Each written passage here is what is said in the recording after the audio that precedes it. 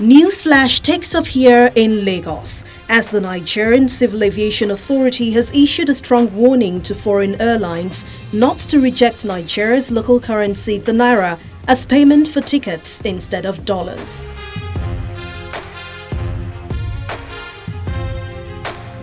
The NCAA says all airlines selling flight tickets in dollars should desist forthwith, as it is a flagrant contravention of Central Bank of Nigeria's prerequisite guiding cost of products or services in Nigeria.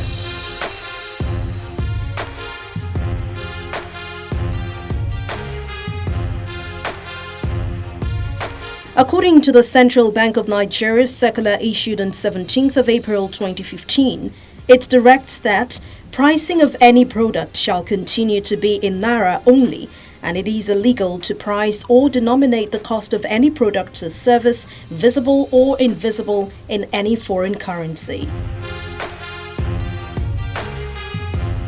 The NCAA says this is also contrary to the provisions of the Bilateral Air Services Agreement between Nigeria and other countries.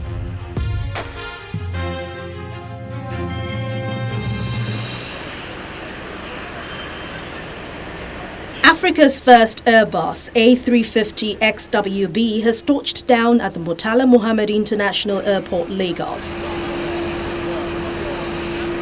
The aircraft was welcomed with the colorful water showers by the Federal Airports Authority of Nigeria fire tenders, signifying the arrival of a new aircraft into the industry. Lagos, Nigeria and Dubai in the UAE are the first two stations to receive the aircraft. According to the manufacturer, Airbus A350 comes with a new level of intelligence through the integration of robust and efficient state-of-the-art systems with increased reliability and lowered maintenance requirements. The use of fully electrical 3-axis flight controls provides enhanced flight safety and reduces pilot workload. The A350 XWB's all-new fuselage is also built with carbon fiber reinforced plastic, which supports lower fuel burn.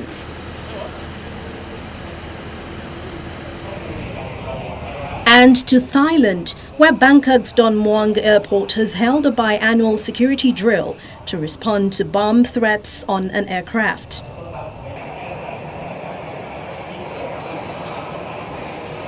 The drill started with a mysterious phone call tipping off officials of a bomb inside a bag loaded onto Zoom airline flight ZA2559, carried 120 passengers and 6 crew members waiting to take off from Don Muang Airport.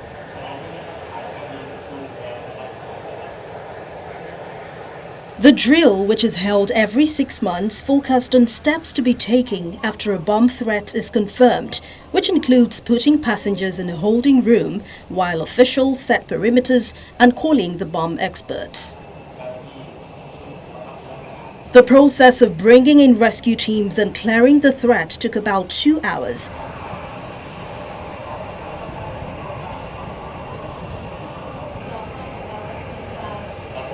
Thailand's aviation industry is under scrutiny after the UN's International Civil Aviation Authority downgraded the country in June 2015, giving it a red flag for missing a deadline to resolve significant safety concerns.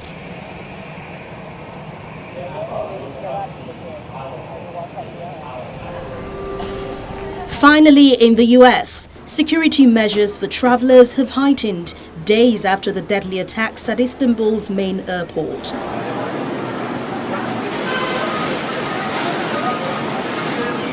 Passengers lined up to check in and move through security detectors at Ronald Reagan National Airport, just outside of Washington, D.C.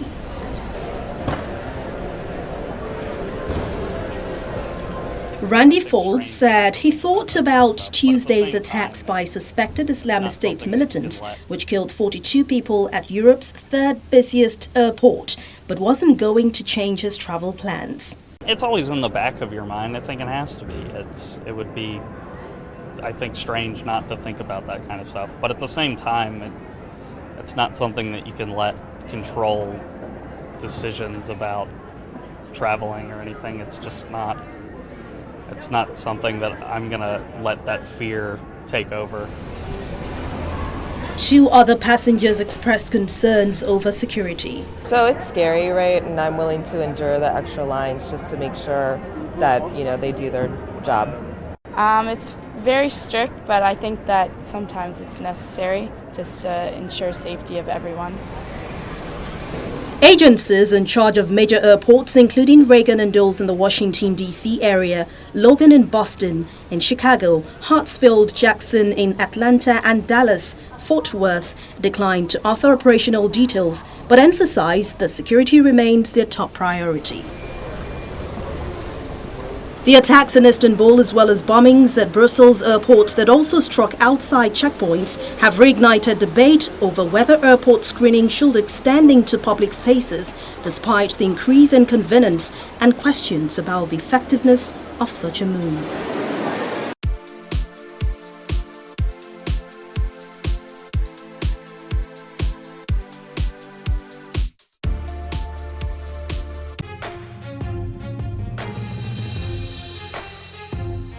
The Boeing 747 Dreamlifter freighter is a wide-body cargo aircraft. Cargo is placed in the aircraft by the world's longest cargo loader. It is an extensively modified Boeing 747-400 and is used exclusively for transporting 787 aircraft parts to Boeing's assembly plants from suppliers around the world.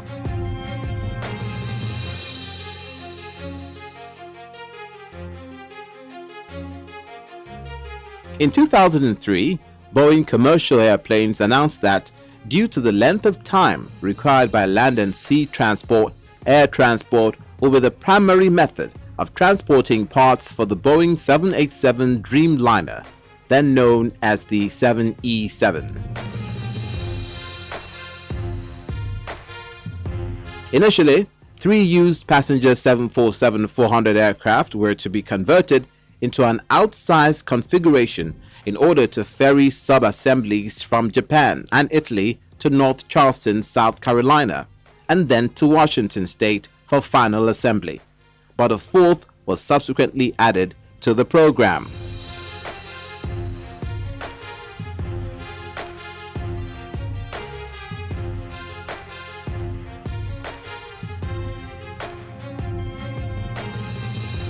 The large cargo freighter has a bulging fuselage similar in concept to the Super Guppy, also used for transporting wings and fuselage sections. At 65,000 cubic feet, the cargo hold is the largest in the world, and it can hold 3 times the volume of a 747-400F freighter.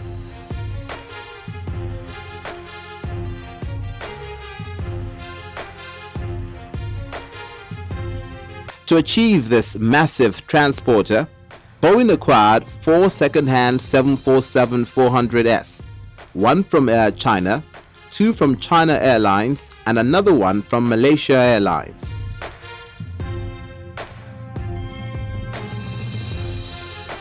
The first 747 large cargo freighter, LCF, was rolled out of the hangar at Taipei International Airport on August 17, 2006, and it successfully completed its first test flight on September 9, 2006 from this airport.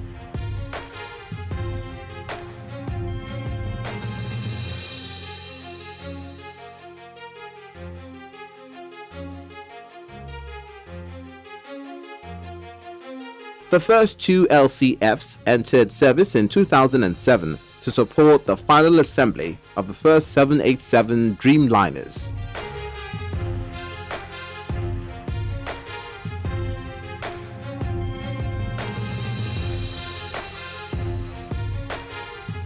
In December 2006, Boeing announced the 747 LCF will be named Dreamlifter, a reference to the 787's name, Dreamliner.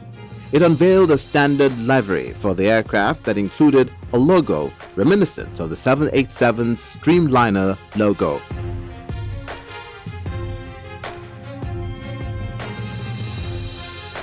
Certification finally came in June 2007. The aircraft's winglets were removed to resolve excess vibration and other handling characteristics prior to final certification.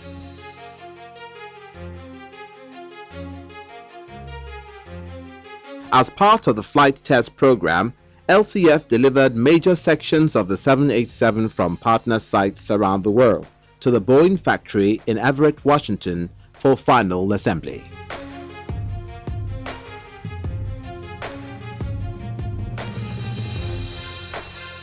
The 747 LCF was granted FAA type certification on June 2, 2007. From its first flight in 2006 until certification in 2007, the Dreamlifter completed 437 hours of flight testing, along with 639 hours of ground testing.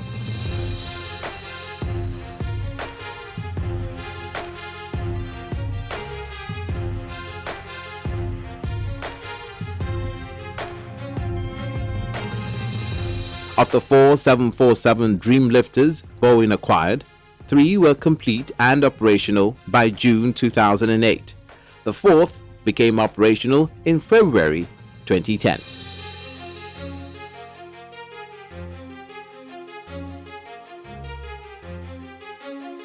When fully loaded, the Dreamlifter needs a runway 9,199 feet long to take off.